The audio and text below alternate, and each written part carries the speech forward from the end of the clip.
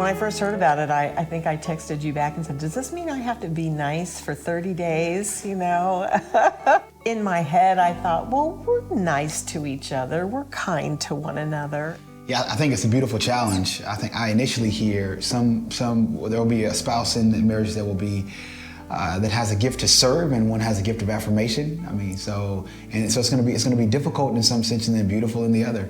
It sounds like a good thing, and I think that in our world now, we're surrounded by a bunch of negative, and a lot of people just getting down and really just needing some positive. I think that's a really great thing to do.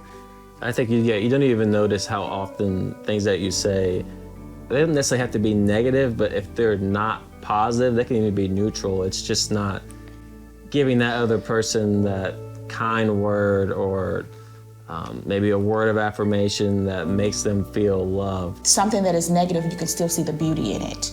And so you don't have to always talk about or acknowledge the negative. You can see beauty in negative. And so I think it's a great challenge. Definitely a challenge. Yes, definitely a challenge.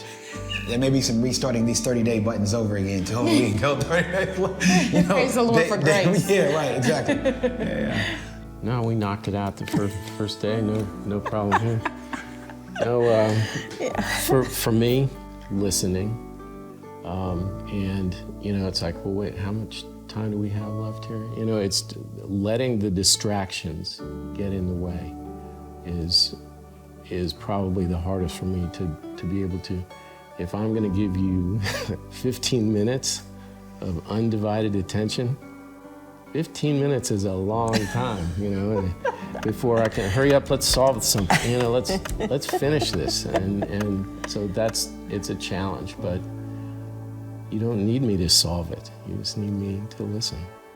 If I go to work and I've had a horrendous day, and I just feel like I'm being attacked or something's gone wrong, and I feel like he's done one small little thing, I just feel like exploding, because I'm just like, stop. So when you're stressed and tired? Yep.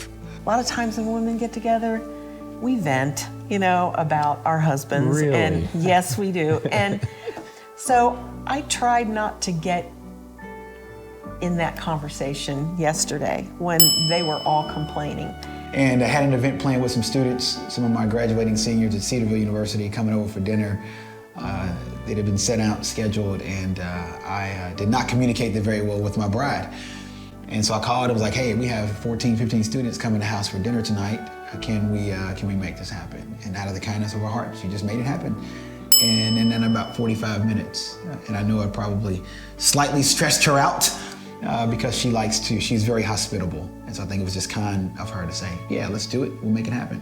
Complimenting me when I get ready for church, saying, hey, you look good. And I was like, oh yeah, thank you. I didn't think I looked that great, but. I've had a recent surgery, and you know, not just the making of dinner, but doing the dishes afterward. Usually, you know, she cooks and I clean up, and I just wasn't getting up, you know, and she just did it without question. My mentor just passed away recently, and it has been extremely difficult. And she was on vacation with her family when she passed. And when I got the news immediately, Kevin just paid for a ticket for me to fly so that I could sit there and be there with her family and just to say goodbye to her and to be able to, just be present. And so that meant so much to me, and it was extremely kind. You know, in Rings we talked about what is one of the first things that attracted you to your partner. And his kindness was one of the first things. That was the first thing I put down. One thing that I've noticed when we get ready in the morning, he bought an espresso machine. So every morning before I leave, he makes me a cup of coffee to go out the door. And then last week, I was really not feeling good, sick, couldn't breathe. He said, I'm gonna go to the store. Do you want anything? I said, no, I think I'm just gonna stay here. I'm just not feeling so great. And he came back and he brought a bath bomb. He got me the soap that was meant to help to breathe, that I could put in the bathtub. He got me little snacks and a little orange chocolate soda little thing. Oh, it was gross. It was gross, but just the thought that he said, I want to get this for her because I want to make her feel good, that was really sweet. When the dating is done and the honeymoon's over, Sometimes those things, they don't get totally forgotten, but they kind of fall away a Take little each bit. other for granted a little bit. We do. And then I started thinking about everything he does. So I get foot rubs a lot. And usually, whenever I ask, I'll get. He doesn't volunteer, but when I ask, I get them. The foot falls in the lap, and I'm right here. Yeah, and I'll go into bed, and he'll come in later, and he'll bring my phone to put on the charger. Giving the other person the benefit of the doubt. So if they say something that can be interpreted more than one way, even if you're in a bad mood, if you can interpret it 2 different ways, always take the positive route. We've used these 30 days to build habits.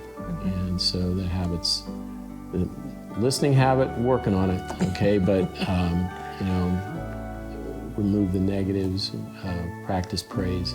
So I think for me, the part that stood out right away was just being intentional about the acts of kindness. Things that you think, well, he knows that I appreciate that, without saying it daily or even weekly. Yeah, and I just want to say cherish every moment. Just quickly reflecting on Amika and I's 20 years of marriage and 5 or 6 years of dating, we've lost friends in incidents like vehicular accidents. We've lost friends in childbirth. She just lost a mentor.